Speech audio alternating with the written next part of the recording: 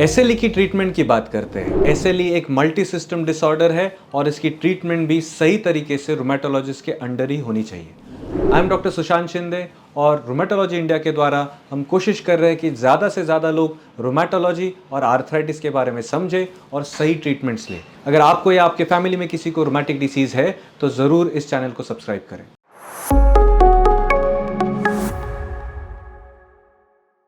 देखिए, एसएलई एक multi system disease है जिसको डायग्नोस करने के लिए रूमेटोलॉजिस्ट पहले तो डायग्नोस करेंगे कि एसएलई है या नहीं, और दूसरा देखेंगे कि एसएलई कहाँ पे अपना असर दिखा रहा है। क्या किसी पेशेंट को माइनर सिम्टम्स है जैसे सिर्फ स्किन में है, जॉइंट्स में है, या मेजर सिम्टम्स है जैसे किडनी इन्वॉल्वमेंट, हार्ट इन्वॉल्वमेंट या ब्रेन या नर्व्स की इन्वॉल्वमेंट। डिपेंडिंग ऑन कैसे टाइप के सिम्टम्स है, दवाइयों के डोसेज और दवाइयों के टाइप्स भी डिसाइड होते हैं। शुरुआत करते हैं जो बिल्कुल बेसिक दवाई से। एसएलई की दवाइयों में one of the most important medicine है हाइड्रोक्सीक्वीन। हाइड्रोक्सीक्वीन एक एंटी इन्फ्लेमेटरी दवाई है जो शरीर में अलग अलग हिस्सों में होने वाले एसएलई द्वारा जो किया जाता है इन्फ्लेमेशन है उसे कम करता है। हाइड्रोक्सीक्वीन ये जोड़ों में मदद करता है, स्किन में मदद करता है और एसएलई के अटैक्स बार बार आने से भी कम कर देता है। इसलिए हाइड्रोक्सीक्वीन एक ऐसी दवाई है जिसे आपको अगर एसएलई है तो लंबे समय तक लेना चाहिए। देखिए, कोई भी दवाई अगर लंबे समय तक लेना है तो उसके साथ उसके प्रिकॉशंस भी आते हैं, और हाइड्रोक्सीक्वीन के साथ एक प्रिकॉशन है रेगुलर आई चेकअप।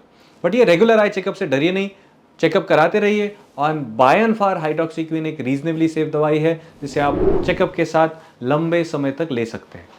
हाइड्रोक्सीक्वीन के बाद एक ज़रूरी दवाई ग्रुप है जिसे ग्लूकोकॉर्टिकॉइड या कॉमन लैंग्वेज में स्टेरॉइड्स भी कहा जाता है। यस, एसएलई की दवाइयों में स्टेरॉइड की ज़रूरत है। मैं इससे क्लियरली इसे नहीं कह सकता, क्योंकि अगर आपको आपकी बीमारी को कंट्रोल में लाना है, आज जहाँ तक साइंस पहुँचा है, एसएलई की ट्रीटमेंट में स्टेरॉइड का रोल बहुत ज़रूरी है।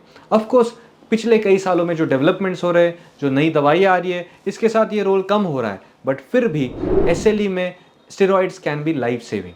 सिर्फ स्टेरॉइड के इस्तेमाल से ना डरे, इसको अगर सही तरह से सही ट्रीटमेंट सही डोज में लिया जाए तो आपको बहुत बहुत बहुत बेनिफिट मिलेगा।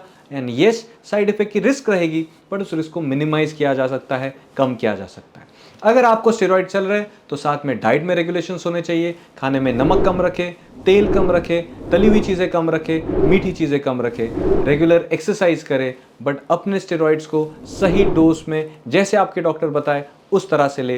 ये डोसेज धीरे धीरे कम होंगे and let's hope at some time बंद भी हो सकते हैं, बट ये बहुत निर्भर करता है आपकी डिसीज़ कैसी है। अब इसके बाद आते हैं कुछ इंपॉर्टेंट दवाइयाँ। मैं दवाइयों के नाम कह रहा हूँ बिकॉज ये डिफर करती है आपको कौन सी की ज़रूरत पड़ेगी।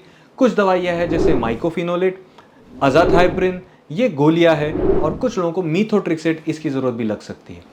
बट जिनकी बीमारी सीरियस है, जैसे कि किडनी इन्वॉल्वमेंट है या ब्रेन के कोई पार्ट में इन्वॉल्वमेंट है, हार्ट के किसी पार्ट में इन्वॉल्वमेंट है, तो बड़ी दवाइयों की ज़रूरत लग सकती है, जिसमें आता है साइक्लोफॉस्फेमाइड। साइक्लोफॉस्फेमाइड एक इंजेक्शन है जिसे 15 दिन में एक बार या महीने में एक बार दिया जाता है, and up to 6 to 9 months दिया जा सकता है depending on the disease involvement.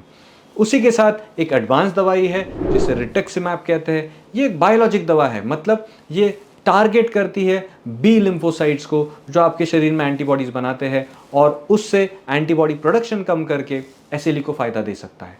इसमें से कौन सी दवाई सेलेक्ट करनी है, ये आपके रूमेटोलॉजिस्ट आपकी बीमारी की लेवल सिवेरिटी देख के उसके बाद ही डिसाइड कर सकते हैं कि आपके लिए कौन सी दवाई बेस्ट रहेगी। कभी कभी एसएलई इतना सिवियर हो सकता है कि कुछ एडवांस ट्रीटमेंट जैसे कि आईवीआईजी या प्लाज्माफेरेसिस का इस्तेमाल करना पड़ सकता है, बट ये बहुत ही लिमिटेड नंबर ऑफ केसेस में है। मेजॉरिटी लोगों में जो हमने दवाई कही, इनमें से एक दवाई इस्तेमाल होती है।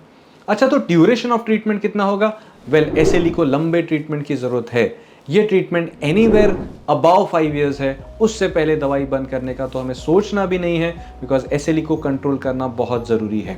आई विल स्ट्रांगली रिकमेंड कि आप रूमेटोलॉजिस्ट और सिर्फ रूमेटोलॉजिस्ट के अंडर ही ये ट्रीटमेंट लें।